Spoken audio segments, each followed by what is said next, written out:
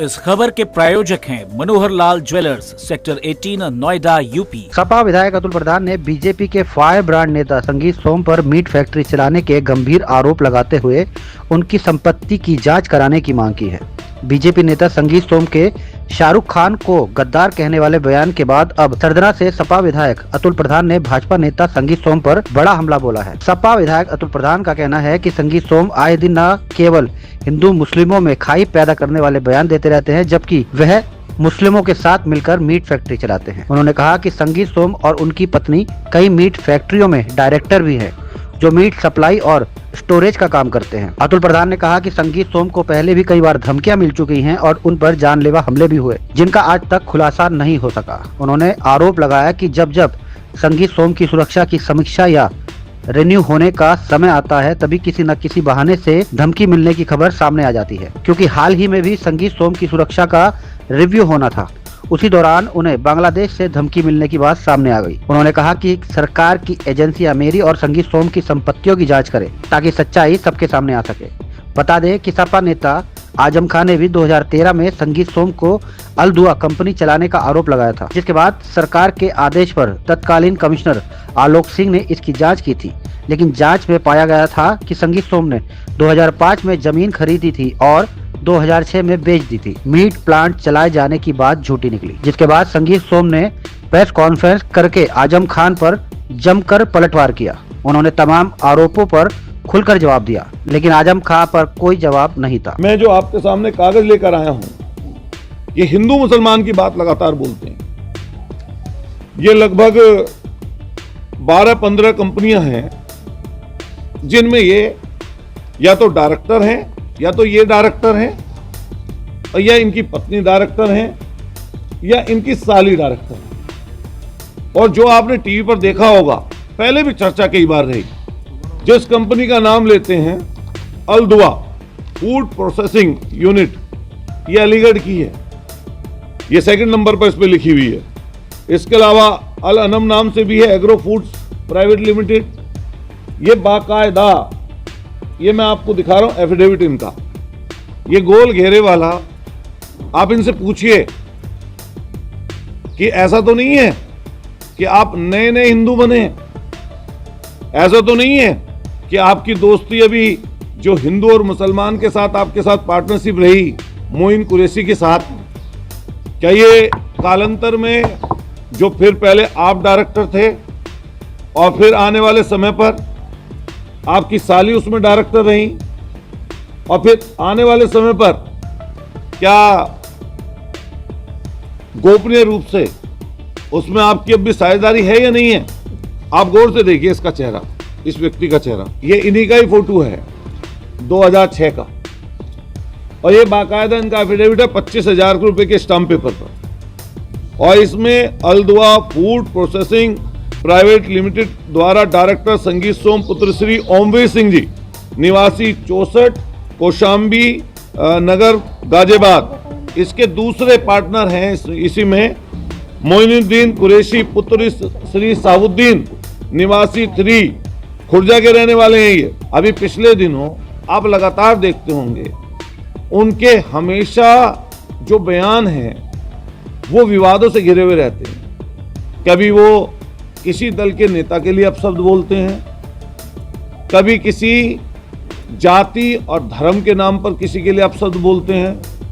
हमेशा उनकी भाषा तोड़ने की होती है, जिसके हम लोग सख्त खिलाफ हैं और पहले दिन से खिलाफ हैं।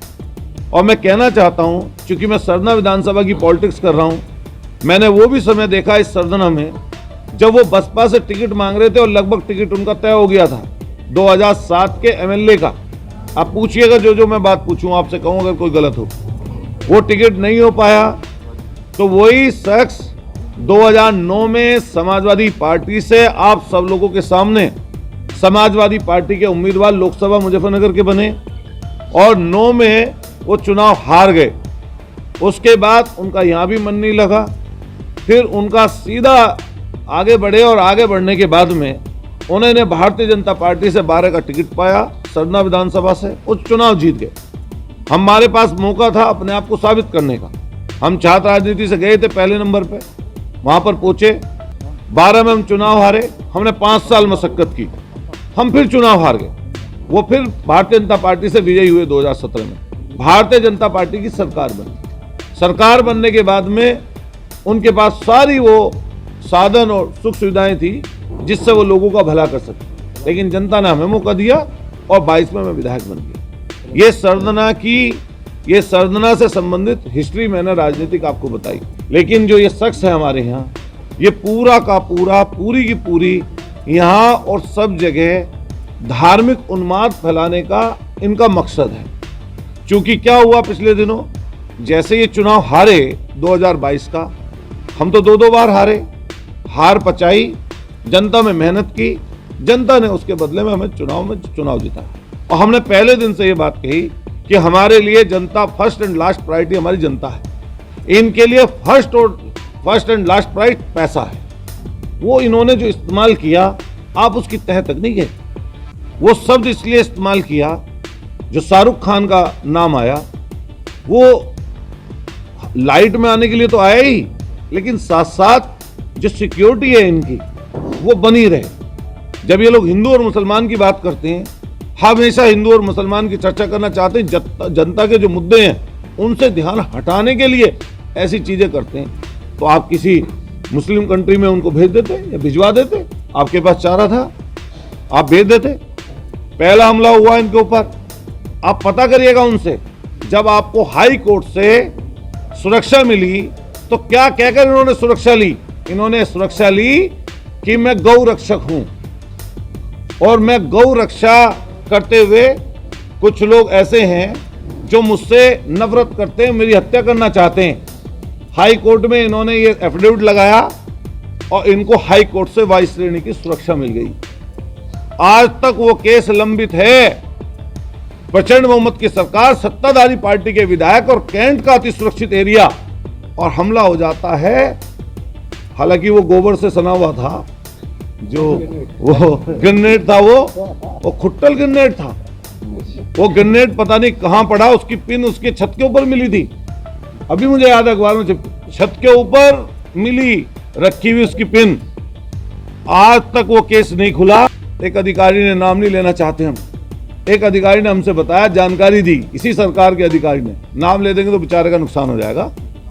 उसने बताया कि अब रिव्यू होने वाला था सुरक्षा का, और रिव्यू में सुरक्षा शायद चली जाती। 11 साल में 66 करोड़ रुपया, 132 महीने सुरक्षा रही है इनके पास। लगभग 66 करोड़ रुपया सिर्फ इनकी सुरक्षा पे खर्च कर दिया सरकार ने। तब भी खतरा है। कैमरा पर्सन जाकिर सिकंदर के साथ कपिल सोनी, न्यूज़ फर्स्ट।